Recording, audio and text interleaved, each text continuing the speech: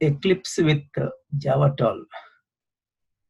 It's like a quick starter for when you jump from JDK8 to 9 or 10 onwards. You will see a little bit of confusion, especially with IDEs like Eclipse. Let us go over through the possible confusions one will face and how to solve them. Let me share my experience. Let's create a Java project with JDK12. So let me name that as Java 12. Java 12.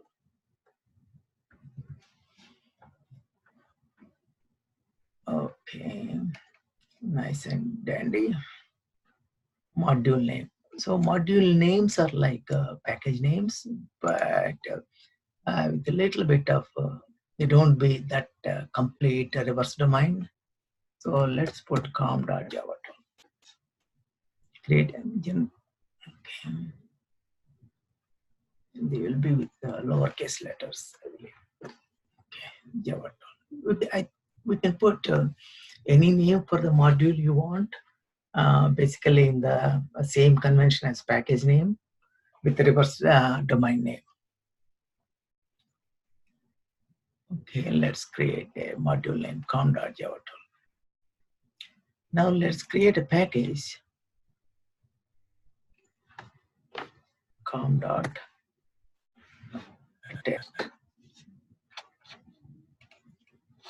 And in that, I'm just writing a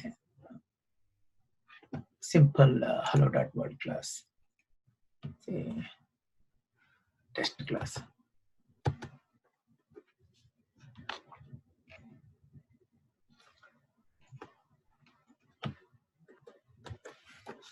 Dot.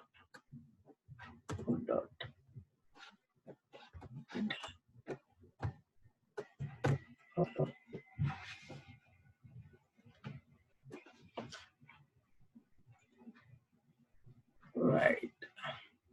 So you can run your program. Hello. So far everything is cool and nice and dandy. There's no issues. Okay, let me add a jar file. I want to use some jar file like SLF simple logging framework jar file, right? Java is backward compatible. So we know the class path and all those things. Let me add that SLF for J to the class path. What happens? Reference libraries. Where is SLF for J in other projects? For J is there. SLF JB. Okay. Write a path for this. Okay, this is the path. M2 repository, blah, blah, blah. Okay, let me add that.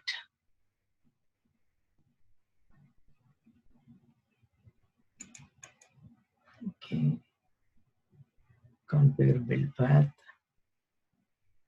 Properties to build path. Let me add to the class path. Add external jars. And where is the SLF for J? M2 repository. C users carry into repository and SLF. SLF. Okay, SLF for J. Okay, this one. Open this one. Add it to the class path. Right? I should be able to import that package, right? Import org dot. Nothing shows up. I added to the class path.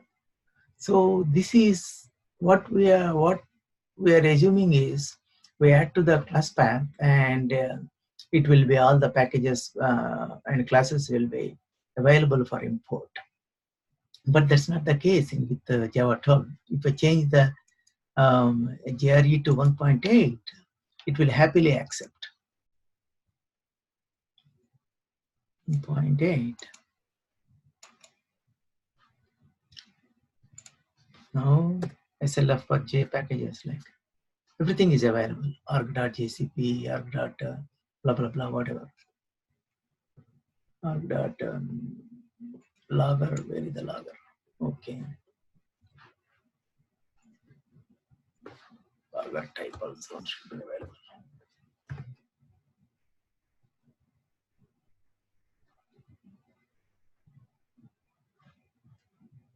Okay. SLF or logger will be available. So all the packages are available, if you see here. But if you change the JDK to 12, you don't get those import available. So because JDK12 expects the all the libraries to be added as modules, not like a simple jar files. So let us change to JDK12 and move the class path library to the module path. Okay, even JRE also added as a module path, not as a class path in Eclipse. Okay, now I add it to the module path. Now that org. The SLF J packages should be available, right? Still not available. Why? In modules, you have to explicitly declare that you need this. You need that module. So, what is the module for SLFJ?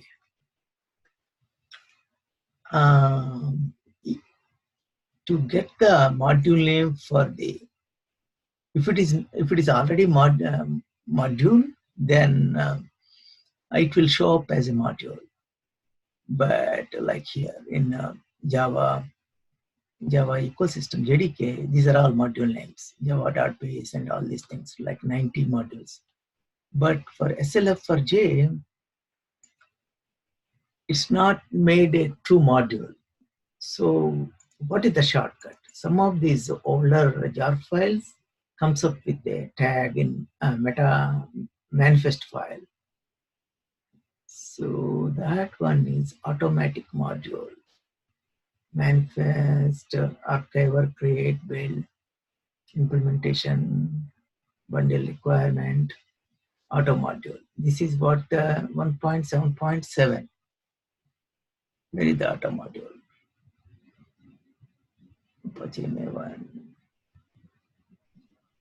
So automatic module is still not available here. Build module, automatic module. If the jar file manifest doesn't have automatic module name, you can deduce the module name from the jar file. So, and the module directive you need is, or module keyword we need is requires. What is the module name? Because this is not actually a module. This is pre-JDK jar file. So requires SLF for Java .api is the automatic module. How did it derive? If we add a pre-JDK9 libraries to the 9 onwards, then it will convert the jar files into automatic modules. If it has a manifest entry automatic module, then it will pick up that name. Otherwise, it will derive from the jar file, say slf-api. So it took the first two stanzas and put as a dot. Name automatic module is unstable. It is derived from the module's file name. Okay. Configure project. Okay. That's fine. So as long as we detect that, and we will be fine. So do we detect that? Import or dot. See, all these packages in that SLF for J are available now. Before that, till we add the module info directive requires, it didn't appear. So that's a bit of mind shift from JDK 8 to JDK 9 or 9 onwards. So that's why when it has runtime backward compatibility, but for compile time you have to migrate. If those if the jars are not recompiled and um, jars are not recompiled, that's okay. You can derive the jar files, package name from the jar files. Sometimes conflicts comes because it's only picking up the first two words. What if SLF for J dash APA dash something else? Then there will be a conflict. So in such cases, just rename your jar file, that whole jar wherever you got. Let us add SLF for J. One more. External jar files. And recently I saw there is a automatic jar file entry somewhere. SLF for J API 7.28 jar Ajit.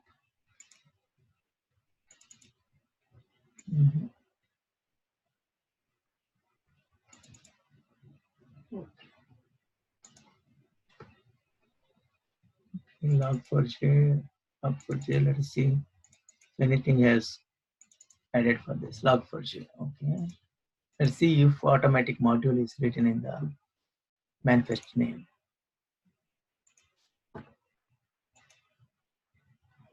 Manifest. Okay, looks like it is done with the look for automatic module. Dynamic import packages till here also not available. So there will be automatic module name. It is a shortcut to, instead of migrating an entire jar, they will just add the automatic module name here so that we can the system don't have to resolve the name module name from the jar file. So let's go over the modules that comes with the JDK. So the module, the basic module that every Java program needs is java.base. And you see the package name java.base, it is similar to the package name, so module name is similar to the package name, reverse DNS name, java.io, java.lang, and all those things. So package names and module names follow the same convention. And meta-inf, let's see if nothing is there because it's already modularized. You don't need any meta-inf automatic module tag or anything there. And the interesting thing is, look at the module info. Where is the module info for this guy?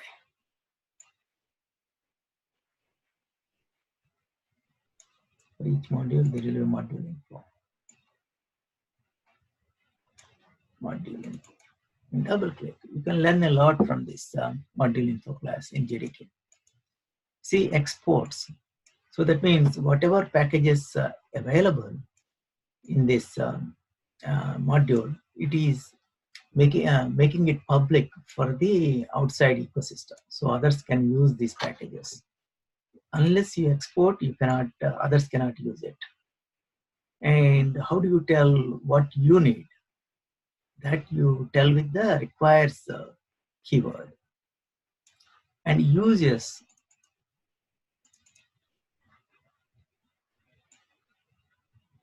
and what is the exports and uses. Uses is like required, but a slight difference is there.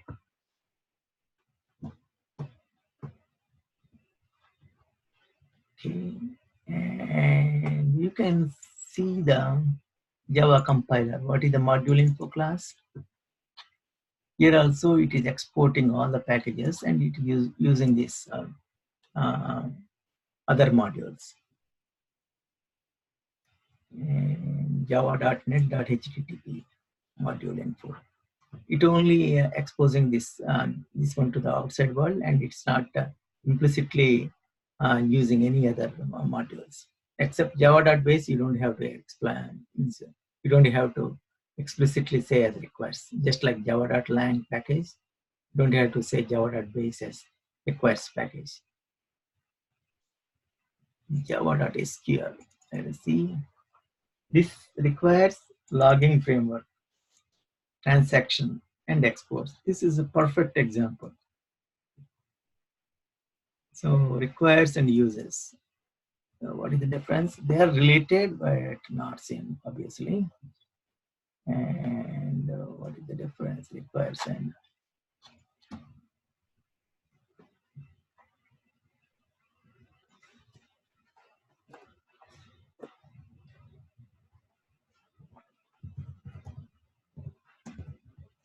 requires and uses. Our modules. What is the difference between the requires and the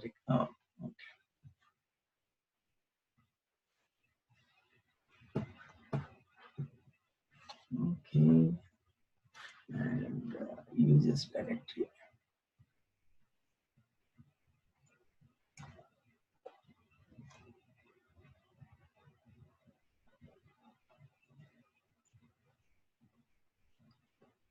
Okay, application and Java module uses directory.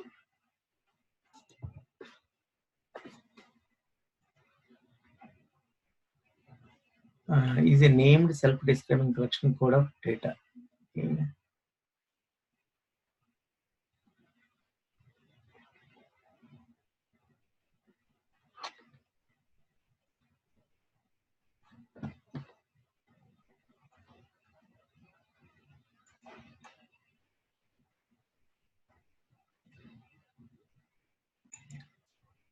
So we can get better information here in this Oracle documentation.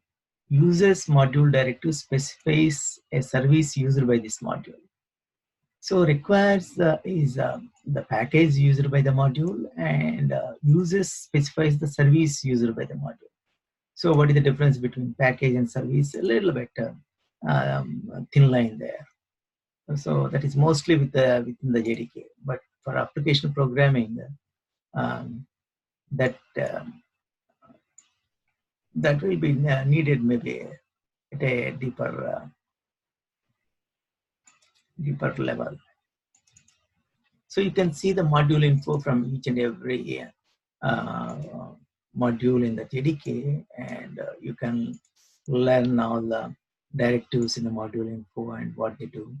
So the basic two things are exports and requires. Uses is a little bit uncommon for day-to-day code. Thank you very much.